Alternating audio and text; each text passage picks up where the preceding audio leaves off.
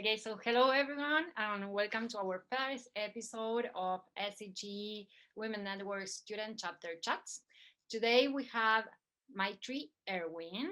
So Maitri is an award-winning industry pioneer in applied geocomputing, the empowerment and advancement of women and minorities in geoscience and STEM, and the mentoring of future leaders. With experience in energy exploration and subsurface technology development, Maitri has worked in geoscience and technology project and program leadership roles. Maitri is a principal program manager at Microsoft Azure Global, driving digital transformation in large energy customers. Maitri has a bachelor's in geology from the University of Illinois at Urbana-Champaign and a master's in structural geology and an interdisciplinary master's in computational science and geophysics from the University of Wisconsin at Madison. Prior to joining Microsoft, Maitri worked as a geophysicist at Shell and in a series of technical and leadership roles at CNOOC. Maitri is a co-founder of the Society of Exploration Geophysicists Women's Network and currently serves as a professional advisor to the SEG Women's Network Students chapters, member of the SEG Honorary and Distinguished Lecture Committee, and board member of Project Gutenberg. So, welcome, Maitri. Hello, how are you today? Hello, nice to be here. Thank you for Thanks for having me. thanks for joining us today. It's a pleasure to have you. So, Maitri, tell us a little bit about yourself, who you are. Give us an introduction of yourself, other than our bibliography. Sure, you went through a lot in the bio, but I call myself a geoscientist, a technologist, and a writer. I think and talk about the future of our planet and how our future generations can shape this planet to be able to live and thrive on it. Um, Personally, I'm an expatriate and I'm also a first generation immigrant to the US of South Asian descent.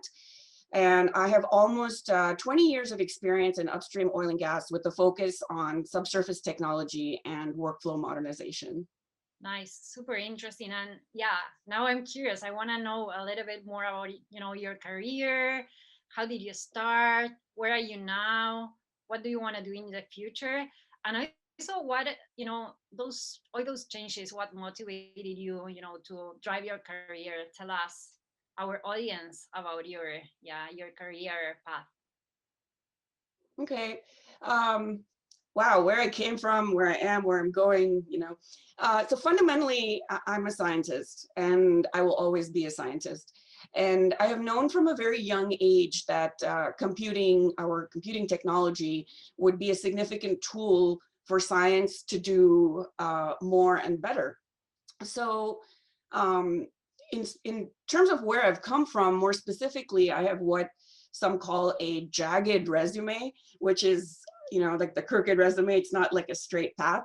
So, but it's very purposeful on my part. It's mostly engineered to ensure that I had the right experience, the necessary experience, be it in geoscience, be it in technology, or be it in business, to achieve my career objectives of technology development in energy. So about the future, in about 10 years' time, I hope to be envisioning more and deploying more technologies in in the new energy space, which in my hope and dreams is a more balanced mix of existing energy sources as well as new energy sources that are coming up. So yeah, it hasn't been an easy road. It was quite lonely at times, to tell you the truth, not only with other people's doubts, but my own doubts. But sometimes you take risks and you succeed. And this is the important part. You also do fail, but you start over. So what you learn from that failure and what you do with it is the key. So in terms of my motivation, I would say that it has been the fact that I love my science and I want to do more for my family, my community, my world. So there's that fact that I must reinvent and evolve, not only to stay relevant, but also to stay true to those personal, scientific, and community goals and to meet them. So the question I ask myself on an almost daily basis is, how is what I am doing today serving me, my science, and the people around me?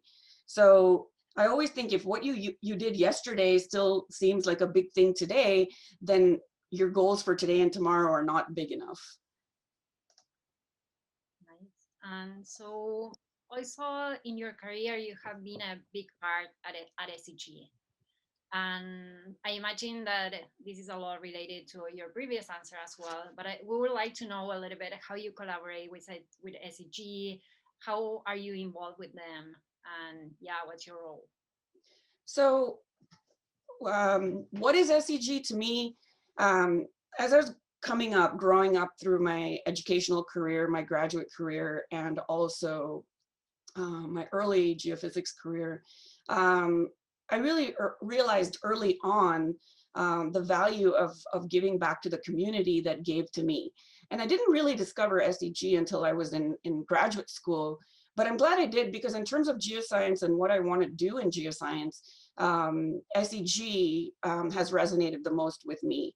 And I've been a member of the society itself since 2002, but very actively participating for the last 10 years through the SEG Women's Network, which was founded in 2011.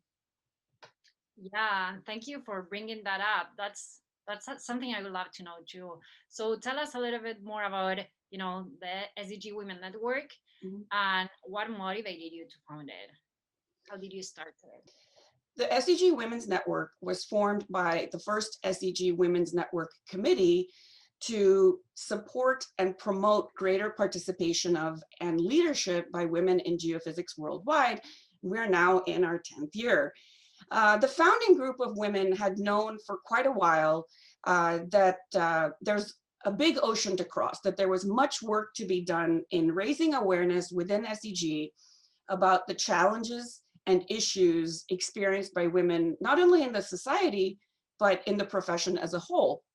Um, the achievements of the WNC on behalf of the women of SEG and the women of geophysics are pretty outstanding, with some high quality annual meeting events every year, doubling the honors and awards received by women since 2011, free webinars on technical topics and also non-technical topics, free resume and CV review service, an anti-harassment policy for all SEG members that was adopted by the society 5 years ago.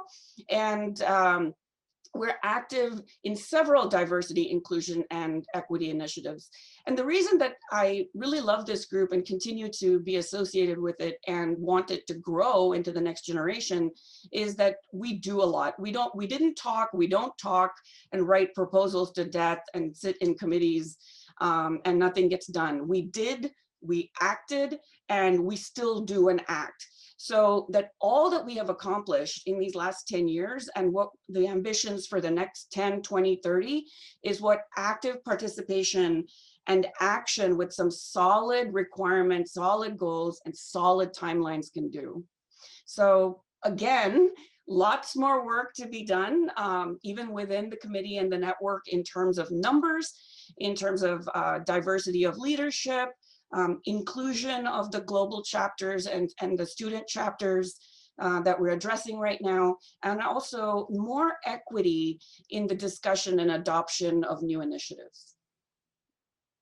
Okay, great. So tell us about the new project, SEG Women Network Student Chapter, and what is the value of the Students Chapter for students? Okay. The SEG Women's Network Student Chapters is a natural extension of SEG student chapters and also the SEG Women's Network. It's an effort that kind of started in fits and starts. It's a long time coming, and I'm really happy to give it flight in this year. So the timing is just right for it. So just as the SEG Women's Network represents the women of the SEG, the Women's Network student chapters are sort of a subsidiary of the Women's Network Committee and the Women's Network that represent the women student members of the SEG. Again, this is not exclusive to the SEG. If you don't have a society that you belong to and want to be a member of a chapter in your community that supports women in the geoscience, you're more than welcome to participate. No one will be turned away.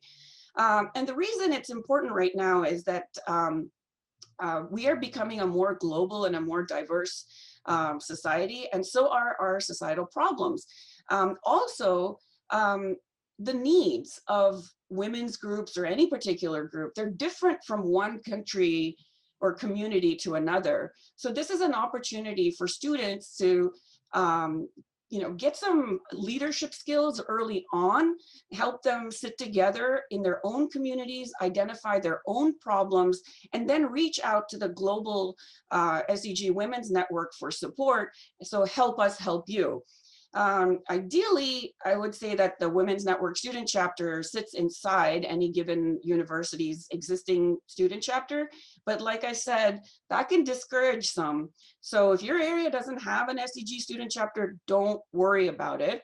The ultimate philosophy of our effort here, the goal here, is to help bring women and their allies, or like I like to say, advocates, together where they are to discuss and find solutions to their culture-specific issues and needs, and also feel supported by similar efforts across the globe. So these are little networks supported by bigger networks, supported by even bigger networks and resources. So, Maitri, why should other geoscience women students or professionals join the effort? That's a great question. Um, so with all of the activity of the past decade in the SEG Women's Network and the SEG, women are still a small fraction of our membership. So while 1 in 4 SEG student members are women, um, as we go into this new future, this new challenging future, we see that these social challenges are increasingly global, they're increasingly complex, and they're increasingly uncertain, requiring more and more scientific collaboration across the world. We got issues all the way from climate change to the global pandemic, to global recession, unemployment. The whole nature of work is changing. We also have shifts in geopolitical power that are occurring. So one nation or one continent will not always stay on top. And nations going forward are only going to be served better by partnering rather than competing. Um, Also, students and young professionals are generally more diverse and global, and we look at any university, any company across the board. So geoscience and geophysics are critical fields for humanity's future on this planet. And today's students are already inheriting that large and complex set of problems that I was talking about. So we as a scientific society, but we also as a global set of communities and societies, need to support and enable all of the people and practices that will make this happen. And by all, I mean all, including women, who are half of the Earth's population. So the Women's Network student chapters will help, already helps women students and their advocates join hands early on in their careers to support one another as they stare down these important Earth problems and start to solve them. And the earlier and better you form these meaningful networks in your own communities, and from there get to know people across the world, the better it is for you, the better it is for your community, the better it is for the world at large. Awesome. So, which are the most difficult challenges from your point of view that women face as a professional, especially in geoscience? Right. So the biggest challenge, as I see it, is the what I call the stickiness of our progress. And that is the ability of our progress and our gains to take a permanent hold. Um, Take COVID and this economic recession, especially in geoscience careers and oil and gas, women bear the brunt of it. And many will have to work very hard to rebuild their careers. Women's jobs and their careers are still not as important as men's careers. And this is a big problem to me. When we hit a crisis, and this means that 50% of the population or certain populations should disproportionately suffer, we need to take a step back and ask, are we doing this right? So that's what I see to me as the biggest challenge right now. So including students in the Women Network means you see hope in the future. What changes would you like to see for the younger generations?